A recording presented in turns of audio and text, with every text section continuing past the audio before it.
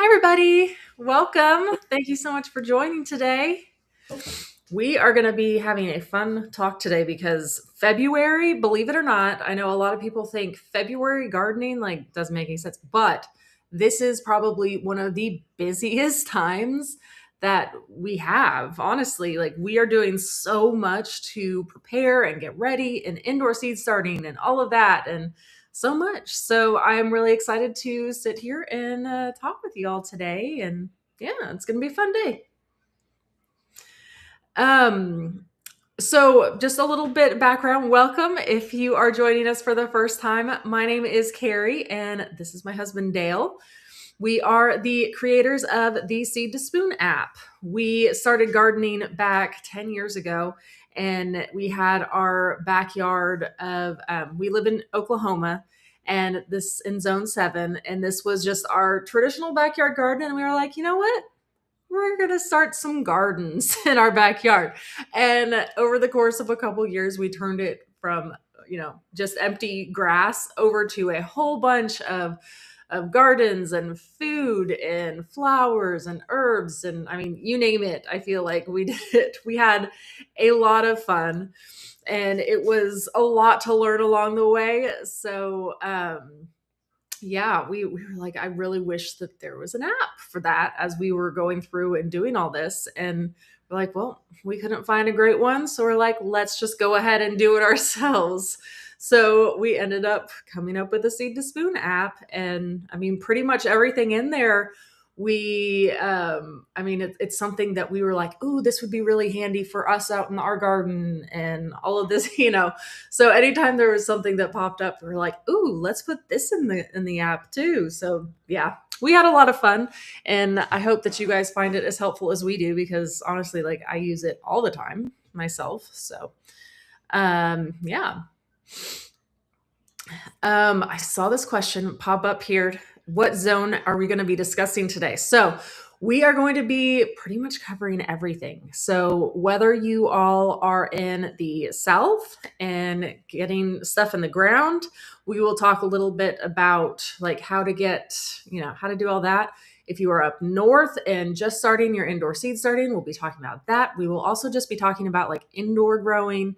So, a little bit of everything. I mean, really, for us in zone 7, pretty much all of it applies to us here. So, because we're in a good middle ground, because we're just starting to go outside and get stuff outside ready, but we're still doing a lot of things indoors.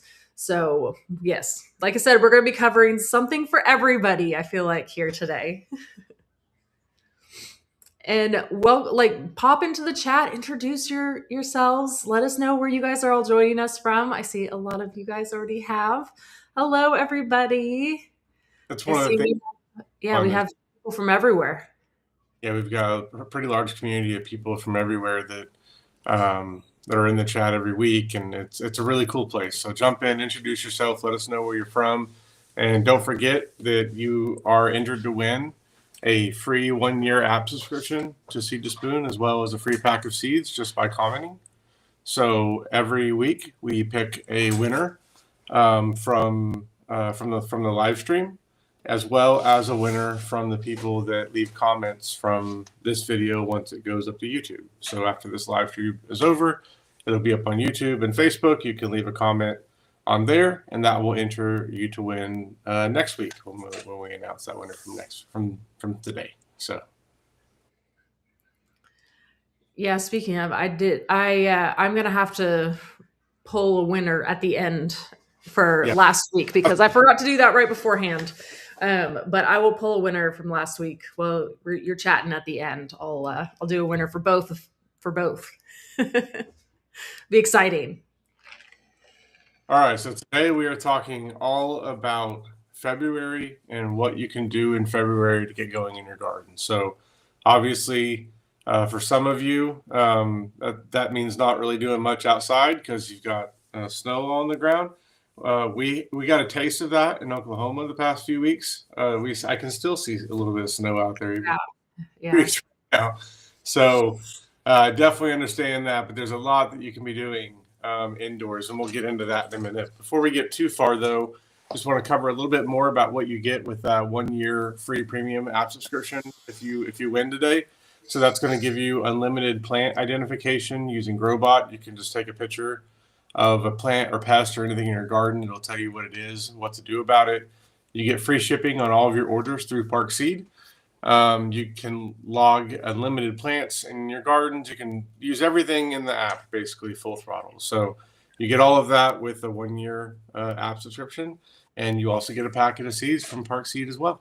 So, all right. Yeah, I'm not exaggerating truly when I say that I'm in there every day doing something. Like I'm looking up what I can plant today or what I can start by seed or what companions I'm reminding myself or looking at planting dates or just logging that I watered or fertilized my plants or something. Yeah, I'm literally in there just as much, if not more than you guys are.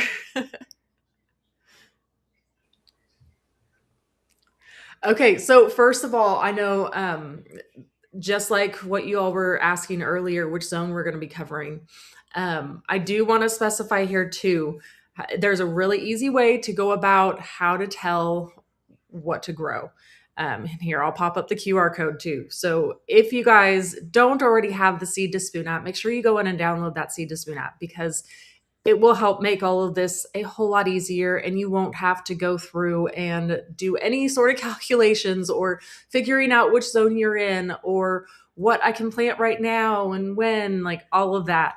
So it just makes it so much easier for you. But right there on the main page, whenever you open up Seed to Spoon app, it'll show you first of all, like what your countdown is before your last spring frost. Because a lot of like your seed packets on the back will say start indoors 8 to 10 weeks before, but a lot of the times, like if you're me, I can never remember when my predicted frost date is, but in the app, it will pull from your local weather station and it pulls from like the past like 100 years of weather data there, and it gives its best estimation of when your frost should be.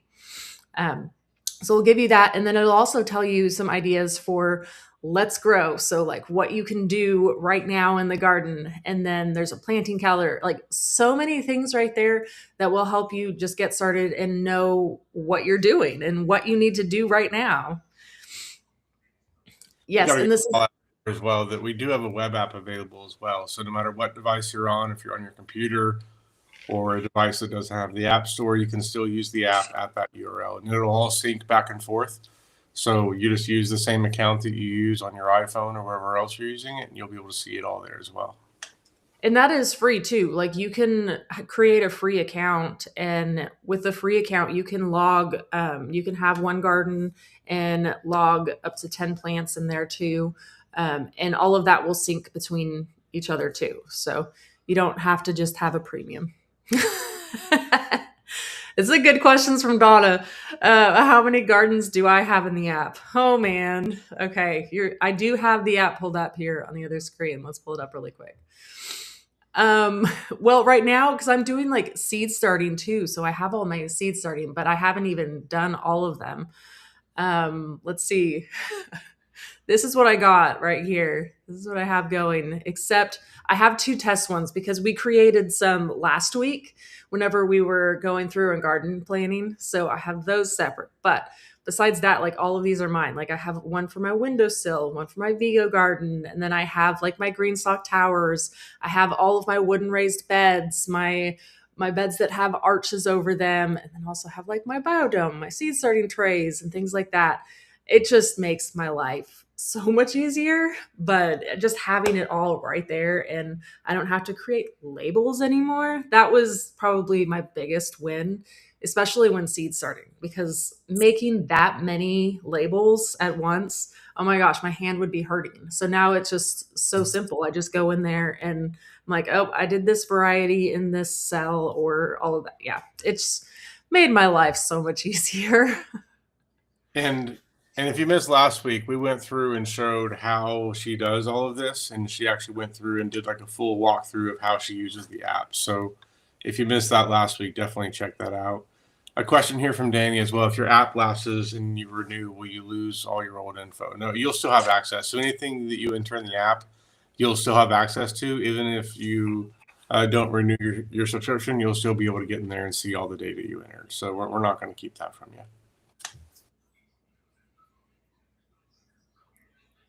Whoa, Susan has 22 green stalks. Wow, Susan. That Oh, is I'm so jealous. We thought we had a lot. We have one, two, three, four, five of them, right? I think we have five right now. love to Oh, see it.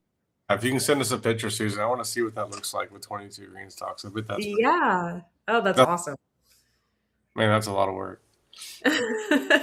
Hey, well, if they're all together, like that's actually pretty easy, and you get so much all in one area. Like, Well, just the initial work of filling the soil into all of them, and like yes. my back is hurting now just thinking about it. Okay, so first of all, let's talk something that pretty much will apply to everybody everywhere, no matter where you are at in the country, is indoor seed starting, because this is definitely something that I started doing like last month. And I know a lot of people have already started some indoor seed starting. Some of you, maybe up north, are just about to start. But there's a lot that you can do indoors to get a head start on the season. Anything, I mean, I will always say that I love this biodome right here, this Parkseed biodome. I am a huge fan. I have a couple of them actually right behind me over here going. I got some up here, which I got to transplant those out. Look at that. That's exciting. And then I have some flowers going right down here. It's just the super easy, like all in one system. So if you are brand new to seed starting and this may be like one of your first time trying seeds, or if you had issues in the past, like seriously check out this biodome because it is so simple, makes it so easy. And even the most difficult to germinate seeds, I've had so much success with this biodome. It's absolutely incredible. There are other things that you can do for indoor seed starting. I should have pulled a picture. I can never remember. Oh, here we go. Look at this. So these are other options that you can do. This is out in our garage where we have a little bit more space. So these are our bootstrap farmer trays. Now, these ones aren't quite as effortless, but if you are looking to start a whole bunch of seeds, I mean, this is a really great option too. In here, you would just fill it with some soil. I would opt for doing, if you're trying to keep it simple, doing the Espoma seed starting mix. That one is just always a tried and true, like it's really good and really easy to use. You can also make your own with a mixture of like coconut coir and vermiculite. Those two mixing together really make a perfect seed starting solution. And if you have like any sort of like worm castings or anything like that, that's a really good addition for whenever you're seed starting as well.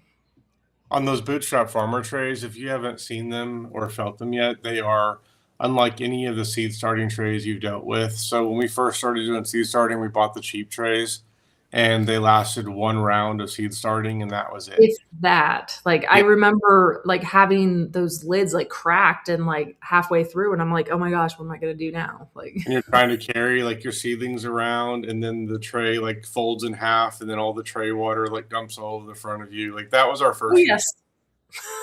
So since then, we've moved to only biodomes and the bootstrap trays, and the bootstrap trays are very tough and sturdy, and they're incredible. I mean, you can step on them. I step on them accidentally all the time, and they're still good to go. So definitely recommend those bootstrap farmer trays if you're going to be seed starting for years on end, and you don't want to have to keep buying stuff. Which is what we like to do that around here. We like to buy things we can buy once and then not have to keep buying every year. So if you're like that, definitely check out those bootstrap farmer trays or the biodome. Both of those. The biodome does make it easier, and we have much higher success rate in the biodome. But for some things that are very easy to start, like lettuce, or there's a lot of different things that are very easy to start. We don't mind doing those in the bootstrap trays as much. The things we're trying to do in bulk.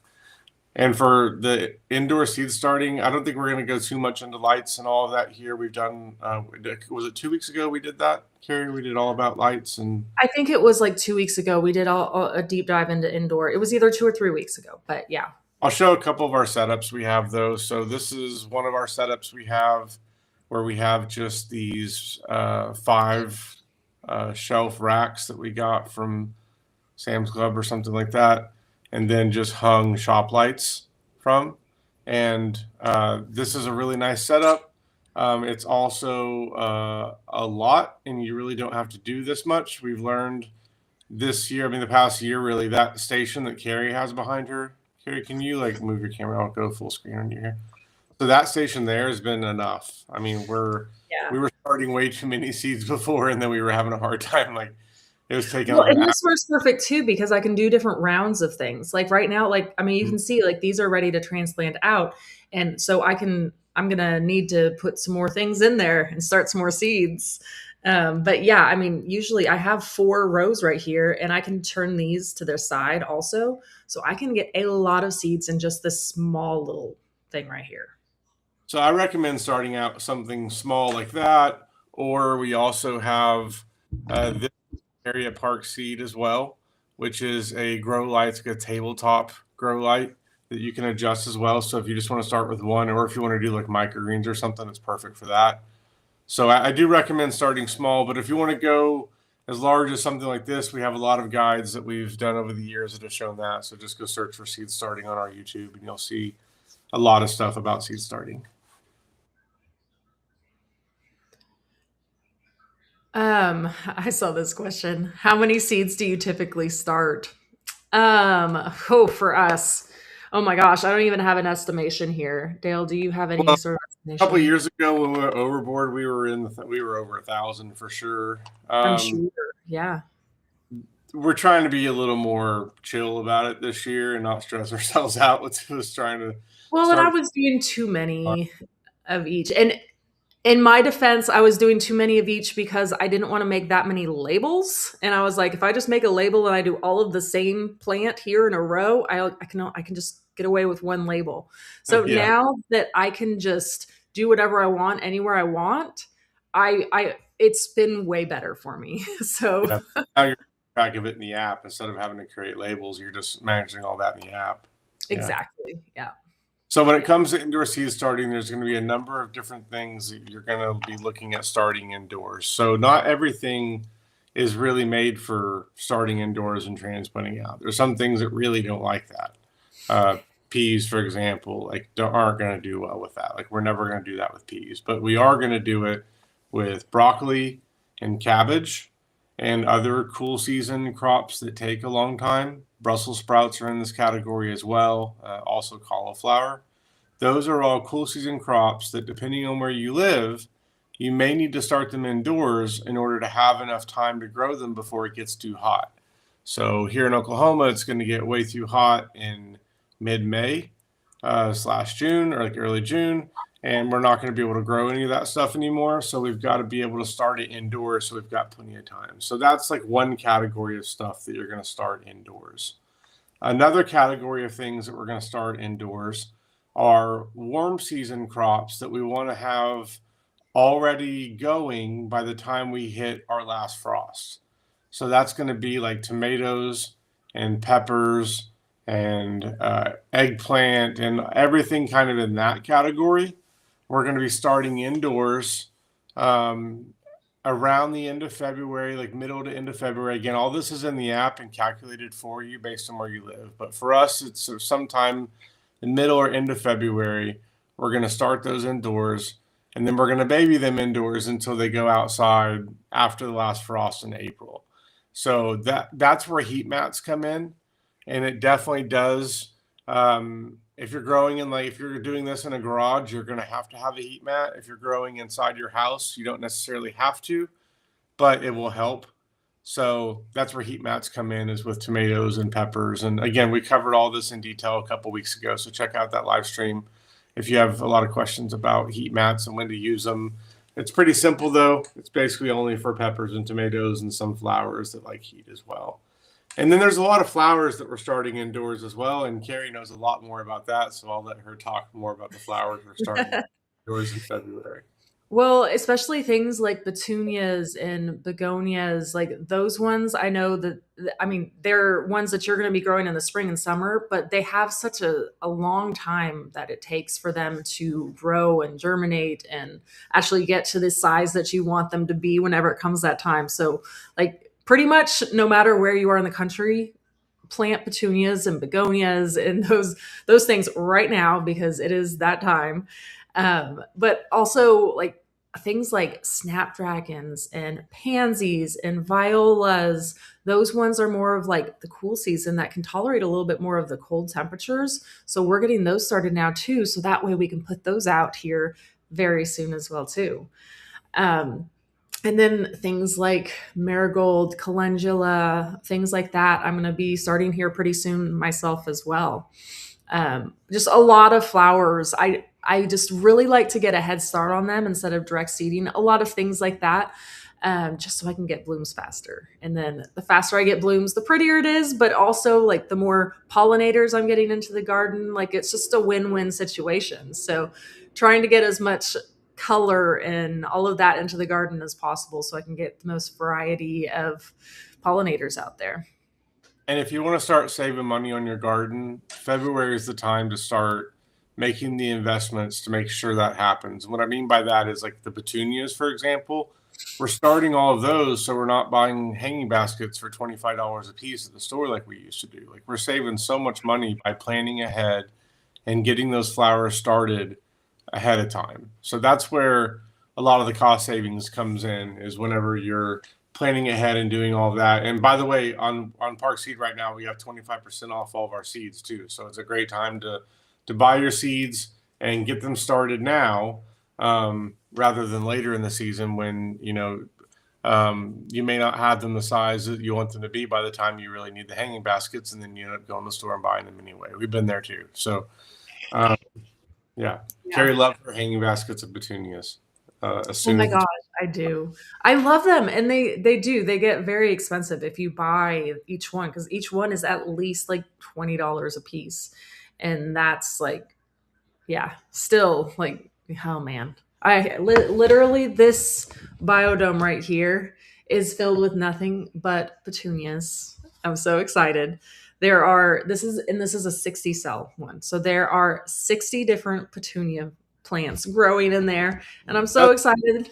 Do you want to show the petunias? Just like pop that lid off for a second and show them, or is Yeah. it so you can get you dirty from it? Yeah. So last year we had some trouble with petunia seeds, but we weren't doing them in the biodome. So this year we did everything in the biodome, and look, it's like 100% germination across there. You can see them. They're still real tiny. And like I said, it takes a long time for them to grow. But these are like 3 weeks old at this point, maybe 4 from when I started them by seed at least. But yeah, as you can see, it takes them a while to get going. But here in like a few weeks, I should hopefully notice like an explosion of growth. But I'm so excited. Like, look at all those. Yay. I love it. But yeah, like Dale said, we had a hard time germinating them last year, but so that's why this time I was like, okay, we're putting them in the biodome. We're going to have petunias from seed this year. And yep, there we go. It's very exciting.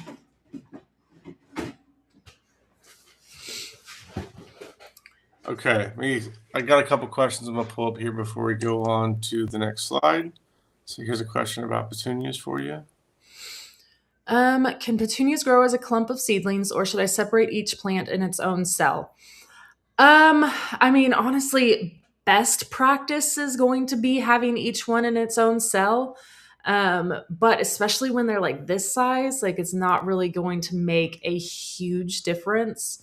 Because they're not like, typically you want them each to have their own cell so they're not competing for water or nutrients or things like that. But I mean, pretty much once they get larger, like I'm going to be transplanting them out. So it's not a huge deal, but best practice would be to separate. But yeah. Question from JC about how often the bottoms go on sale. We don't often get much of advance notice. It's kind of like the day of we find out, or the day before. But you'll find out that same day if you sign up for the email list or the text messages over at Park Seed. And then also we'll talk about it on the live stream and everything too. But that's like kind of the best way to find out about when they go on sale. And yeah, I don't have any inside scoops right now when the next sale will be, unfortunately. But I'm betting here sometime in the lead on one. Yeah, we had a few more questions about the petunias here, real quick. Cami was asking how many per cell did you plant? So I actually and somebody else asked if I did the pelleted sponges. So I'll answer both of you guys in one answer here because I did. I used all of the pelleted seeds. It's just because petunia seeds are so tiny, and at Park they have the pelleted seeds of petunias, so much easier. And I literally just took one pellet and dropped it into each sponge. And that was really all I did. And I just popped it into the little hole on the sponge. Those all have plants in them now, but like there's like a little hole in the middle of the sponge where you just drop the little seed in. And that's what I did. It worked perfect. Isn't this the best? Oh, did I put the wrong? Oh, I think I tapped it to clear it. I didn't see. There. Okay. Yes. Yes. It is so true. Like I get so excited because Mhm. like yeah, I love it. Don't get me going. I think we already did. Probably. Okay, so if you're in the north, you're probably like, I'm not doing anything outside, and I don't blame you. But if you are in a place the ground is going to be workable in February, there is some stuff that you can do. Um, some years we're able to sneak in peas and lettuce and carrots and onions and potatoes at the end of February. It just depends on the forecast and like what's going on with the weather. So depending on where you are, there may be some things you can do there. Also, like here, we're going to get random warm days. It's 70 degrees today randomly.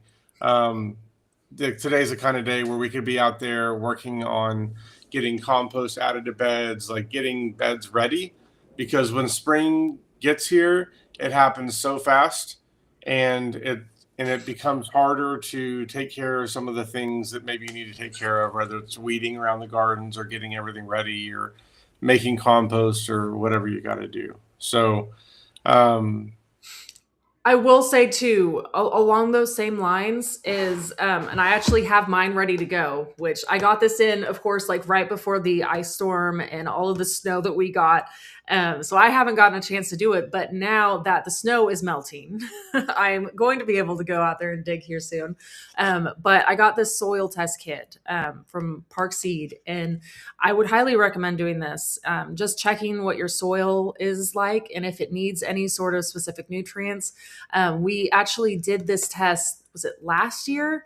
And it was so helpful because it like breaks it down like and tells you exactly what you're lacking and what you need to add to help. Like it was so helpful.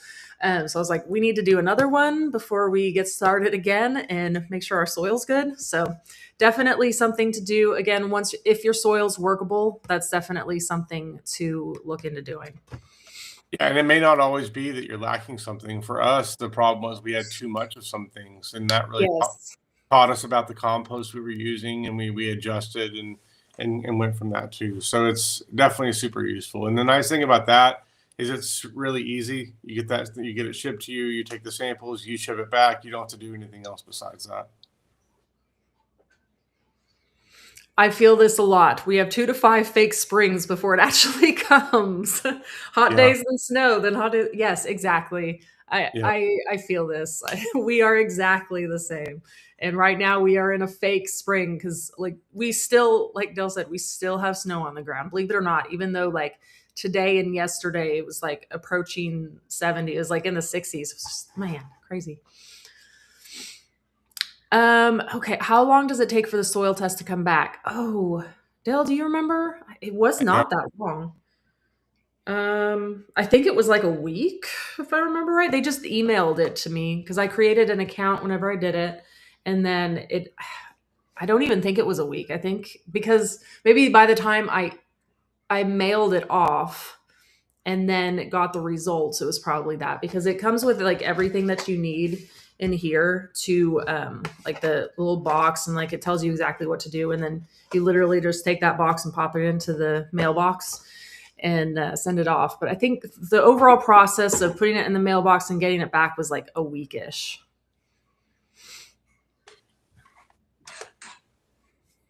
Okay, so the next phase of what you can do in February is to be planning your garden. So this is a big step because the more that you can plan your garden and plan ahead, the less you're going to have in the way of mistakes. Because again, spring comes here in a hurry, and if you're kind of frantically planting, it's easy to make mistakes and plant stuff in the wrong location or plant it next to things that it doesn't like. And we've made that mistake in the past many times. So proper planning ahead will help you with that. And Carrie, you want to talk about some of the ways you like to plan with the app?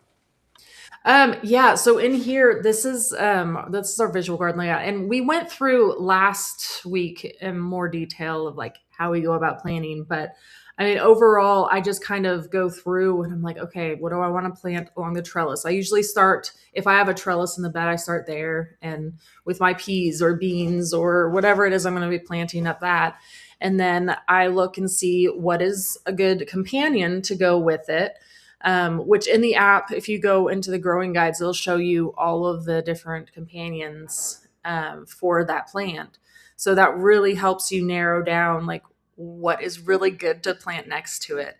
And if you always like, if you accidentally make a mistake, the app will warn you. Like right here, it has like the little red X's saying, hey, you may want to avoid doing this. You know, they're going to attract the same pests in the garden because these are the same family.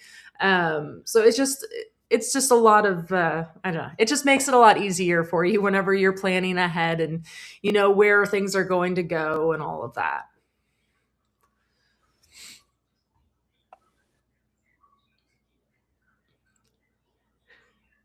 Where did we go? There we go. I think we were both on the button again. I think so because I pressed it. I was like, uh oh. And then of course, too, like even if you are somewhere like super up north, or if you're down south and you don't want to go outside yet, I mean, I understand. There's so many things that you can be growing indoors. I mean, really, the sky is the limit because there's so much you can do.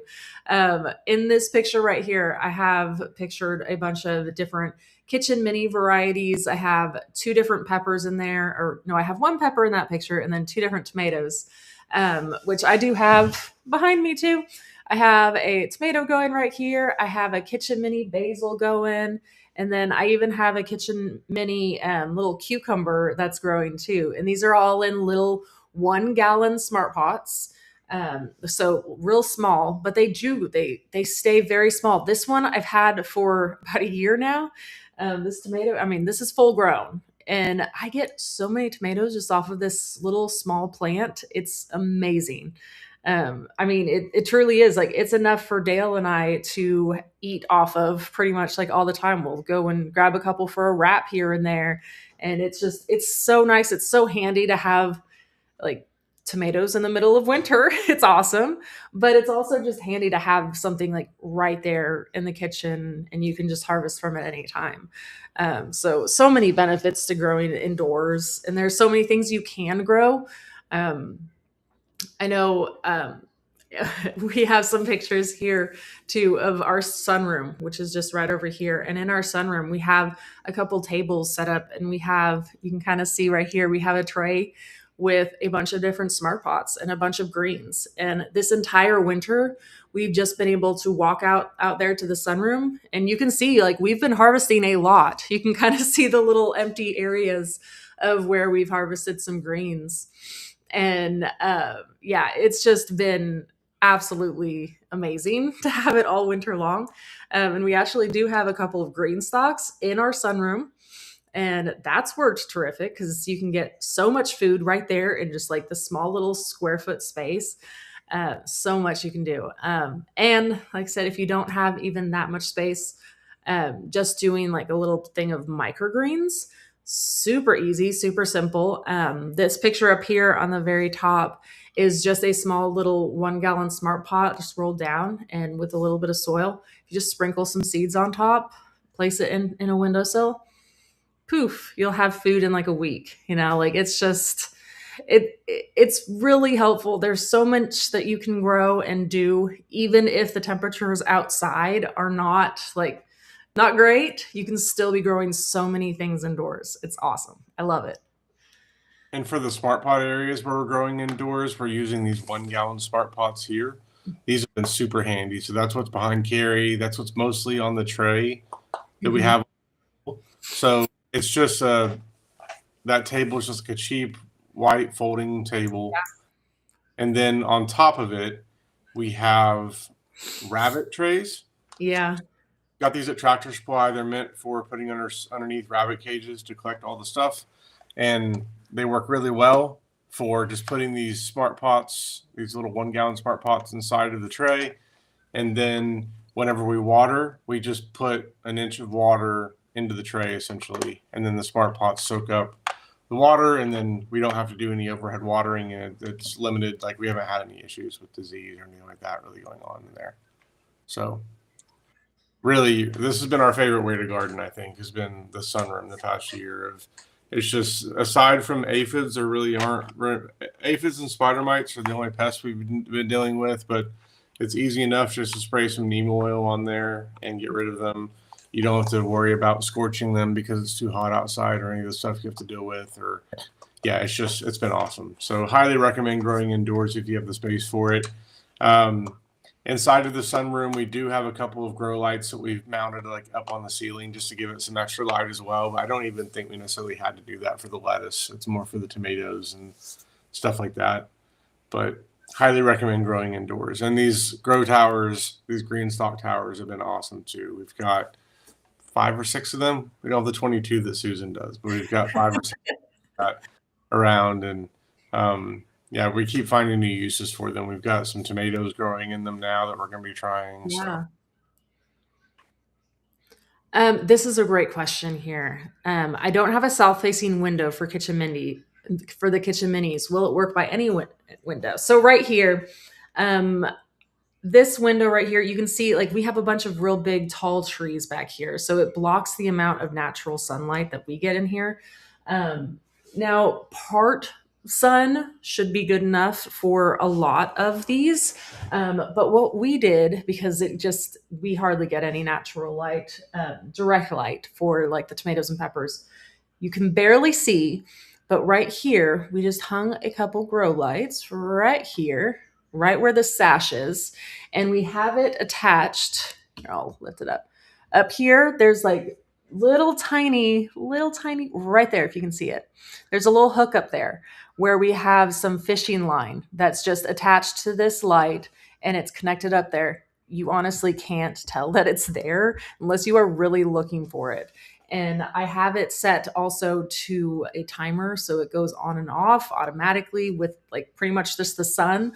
So that works so perfect for me. And this can turn like any windowsill or ledge into like poof, a south-facing window with full sun. It's amazing. Yeah. So this setup right here works perfect for us. Yeah.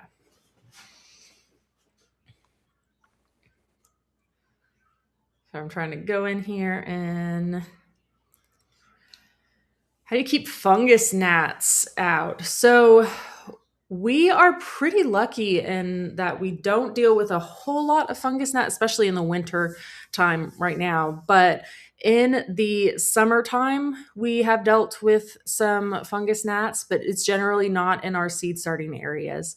In our seed starting areas, if we had issues, I would put those yellow sticky traps out next to those. And then that would collect any fungus gnats. Also, if I was, watering on the bot, I would probably take out the extra water on the tray. So that way it doesn't like attract the fungus gnats. Also having just like a fan, if you have like a little fan set up near your seed starting area or wherever you're having issues with fungus gnats, that would help too. The areas that I have had issues with fungus gnats in the past, like in the summer, has been like my more established plants, like these house plants and things like that. But those like super easy to manage. I do a mixture of, I don't remember the exact ratio. I think it was 1 part hydrogen peroxide and 3 parts water. Don't quote me on that. I have a video that I posted that is out on our social about this, but it's hydrogen peroxide and water mixture. And if you just water your established plants with that, I wouldn't do seedlings with this, but it works like magic. Works really well. Yeah, absolutely. Yeah, those yellow sticky traps are so helpful for so many pests. I love them.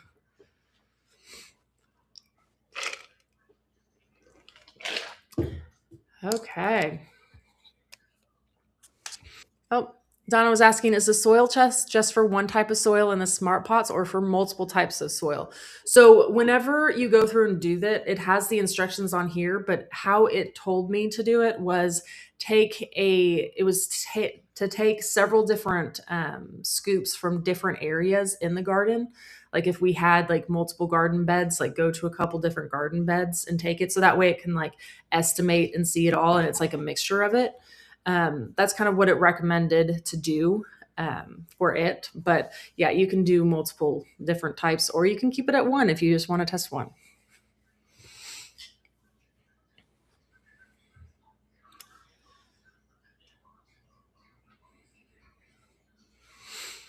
Okay, so let's talk a few common February mistakes. Um, Honestly, I mean, just either starting too much too early, because sometimes, if you're like me, especially, you get very excited and eager to start anything and everything. Um, or you can vice versa too, by just thinking that February is too early and not starting anything. So they just have that nice in the middle mix and check the Seed to Spoon app truly and just see your exact planting dates because you can't go wrong if you just follow the tried and true. Other mistakes is just not having enough light indoors, especially for indoor seed starting. That can cause a lot of issues as well. But again, we went through a lot of that conversation too whenever we talked indoor seed starting. But making sure your seedlings have plenty of light is so important. And then also just forgetting to harden off earlier. So this is whenever you are going through, like before I go and put these plants outside that I've been inside babying, I'm going to make sure I get them gradually used to the outside and not just throw them outside once the temperatures are better. I need to go in the process of like a week or so and make sure that these seedlings are used to the environment and all of that, and before I put them out there to live. So yeah. Yeah, and I think if you think that February is too early, that's a common mistake as well. Um, so it's not too early to get started. Is really the thing I want to drive home here, because if you wait until March to start thinking about your garden again, spring gets here in a hurry, and Yes. there's things that you could have done in February that you wish you'd have done. Yep. And there's so many different seeds that I have these 2 trays going, but I have so many seeds that I'm like, oh, I need to plant this and this and this. So I'm excited and probably gonna do some seed starting after we're done here talking and get some more seeds going, because as we were going through all the indoor ones, I was like, ooh, I need to get more flowers going. So yeah. And also probably some Nebraskas and stuff too. So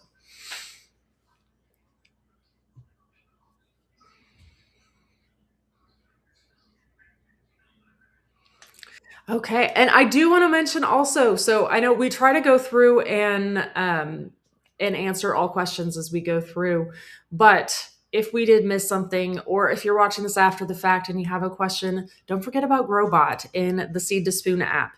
You can go in to Growbot. It's in the Seed to Spoon app and ask. If you are a free user, you can ask 3 different text questions a day. If you are a premium user, you can send pictures up to to Growbot. So like I send pictures to my plants and I'm like, hey, what's wrong with this? Or what pest is this? Or what plant was this? I use it all the time. So there's so many different things that you can do. And yeah, Growbot is super helpful.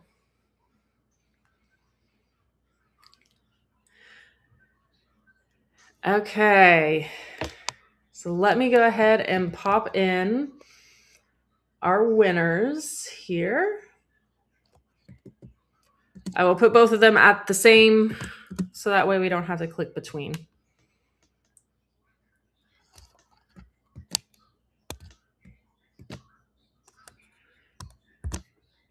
Okay, so this winner is going to get a free 1-year premium Seed to Spoon app subscription, along with Park Seed seed packets. So both of you guys are going to get this.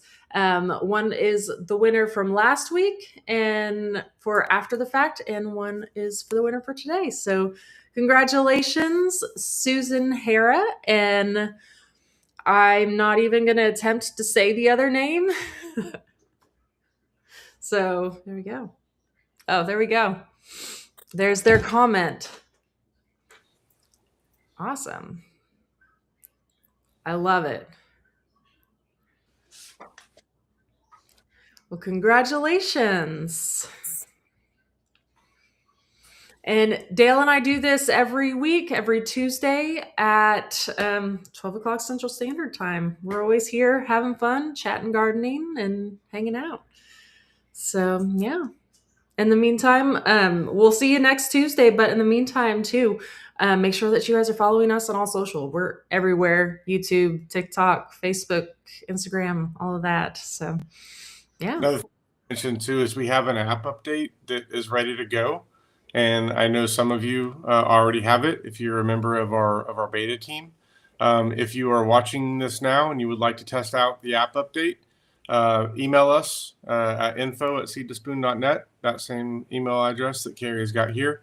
And Carrie, she'll let you know what information she needs from you. But right now the test is going to be on iOS only. So if you have to have an iPhone in order to get the test build. But we're hoping to be able to push that update out to everyone sometime this week. So a lot of changes coming. Mostly are going to be under the hood, but it should make it feel a lot faster. And we fixed a lot of the bugs that you guys have reported. And yeah, a lot of behind the scenes stuff changed on it. So excited to get this update in your hands, but want to make sure that everything's good on it. So if you want to help us test it and make sure of that, reach out and let us know. Awesome. Well, thank you everybody for joining. It was fun. We'll see y'all.